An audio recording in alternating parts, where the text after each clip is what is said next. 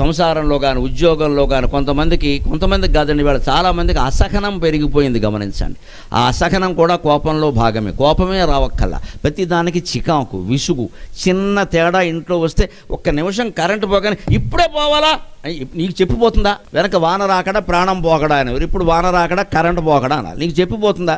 పోయిందండి. ఏం పోయిందండి? 5 నిమిషాలు 10 నిమిషాలు మామూలే. దానికి అంత కంగారు పడకరా, ఆపేస్తాం, కాసేపు జపం చేసుకుంటాం, కరెంటు వచ్చాక మళ్ళీ ఆడించుకుంటాం. ఏమైంది? అధవనూరు ఆడించే తర్వాత ఆడించకూడదా? కంగారు పడిపోవాలా?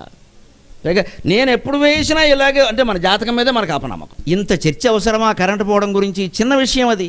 ఆనందంగా ఉండాలంటే ఈ చిన్న చిన్న విషయాలు వదిలేయాలి, లేకపోతే అప్పుడు కోపం వస్తుంది. అప్పుడే పిల్లాడు ఎవడవచ్చు, అమ్మా నోటుబుక్కి డబ్బులండి, చదువు నువ్వు అని ఒకటేస్తారు వాడిని, అయిపోయింది. కరెంటు పోయినందుకు వాడు వీపు వాచిపోయింది. ఇదే క్రోధం అంటే. ఈ క్రోధం అంకుశం లాంటిది.